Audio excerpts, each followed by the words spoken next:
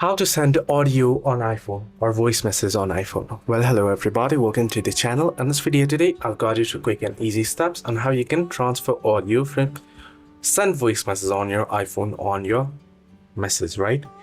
Well, the process is simple. First, you want to head over to settings.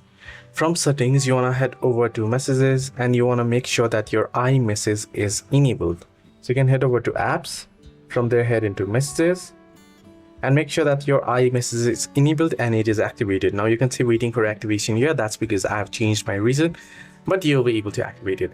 Once you have done so, all you gotta do is head over and open up the message app and head over to this certain text. There you can see the voice icon here, but this is not the option to send the voice message here. If I tap on it, it'll ask you to enable dictation. But instead, you want to tap on the plus icon here and then you can see the audio option. Once you tap on it, it'll start recording audio. Once you're done, you can go ahead and stop it and you can go ahead and send it. So this is how you can send voice messages in your iPhone. Hope this video helped you. Do like and subscribe as well.